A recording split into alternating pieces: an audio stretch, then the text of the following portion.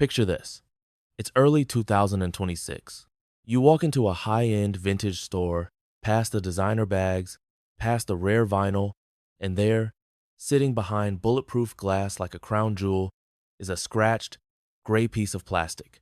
It's a Nokia 3310, and it costs more than your first car. It sounds like a fever dream, doesn't it? But that is exactly what is happening right now.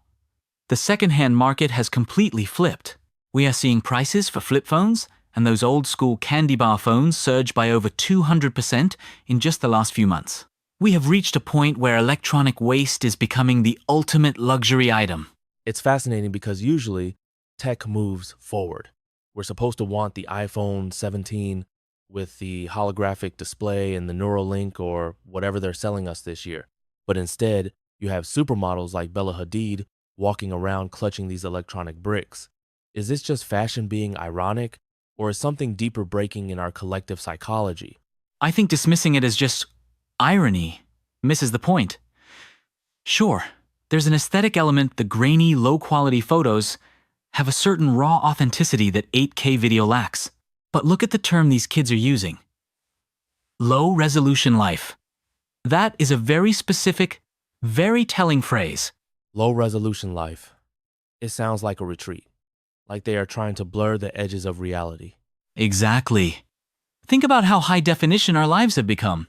You wake up, and your screen blasts you with hyper-clear, algorithmically perfect content. Every notification is urgent. Every pixel is fighting for your retina. It's exhausting. The low-resolution movement is a rejection of that hyper-visibility. It's a rebellion against the idea that you need to be constantly perceived, constantly tracked, and constantly optimized. So, the dumb phone is actually a shield? It's a fortress. When you use a flip phone, you are functionally invisible to the algorithm. You can't be doom-scrolled into a depression because the screen is the size of a postage stamp. You can't get lost in a TikTok loop because the phone literally cannot run the app. It forces you to be present in the physical world, not because you have strong willpower, but because the technology gives you no other choice. That's such a crucial distinction. We always talk about digital detox like it's a diet, something you have to discipline yourself to do. But switching to a brick phone removes the temptation entirely. It changes the device from a slot machine back into a tool. That's the perfect analogy. A smartphone is a slot machine. It's designed to exploit your dopamine feedback loops. A Nokia is a hammer. It sits there until you need to drive a nail, or in this case, make a call, and then you put it away. It doesn't demand anything from you. But let's play devil's advocate for a second. Have you tried texting on a T9 keypad recently? It is painful. It takes 45 seconds to type, "I'll be there soon." Are people really willing to trade convenience for this aesthetic? See, I'd argue that the friction is the feature, not the bug. Because it's so hard to type, you stop sending mindless chatter. You call people instead. Or you just don't communicate until you see them. It brings intentionality back into communication. When everything is easy, nothing has value.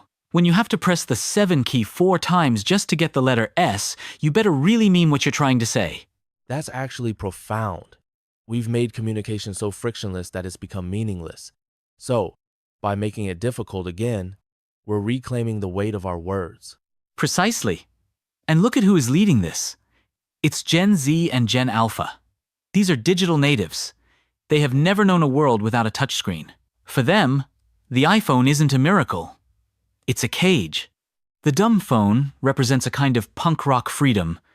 It's saying, I am unavailable. You cannot track me. I am opting out of the simulation. It's the ultimate status symbol. In an economy where attention is the currency, the richest person is the one who can afford to not pay attention. That's it. Disconnection is the new luxury. If you're important enough, you don't need to answer emails instantly. If you're cool enough, you don't need an Instagram filter. The brick phone signals that you are in control of your own time. So, where does this go? Is this just a blip? Or are we seeing the beginning of a genuine tech counterculture? I think we're seeing the pendulum swing. We spent the last 20 years rushing toward total connectivity. Now, we're realizing the price of that connection was our solitude. I don't think everyone is going to throw their smartphones in the river, but I think we're going to see a bifurcation. You'll have your work device for the matrix and your life device for actually living. A hybrid existence. 1 foot in the cloud, 1 foot on the ground. It forces us to ask a really uncomfortable question. If the smartest device in your pocket makes you anxious, distracted, and dependent, is it really smart? Or is the smartest phone actually the one that knows when to shut up? That is the question of the decade.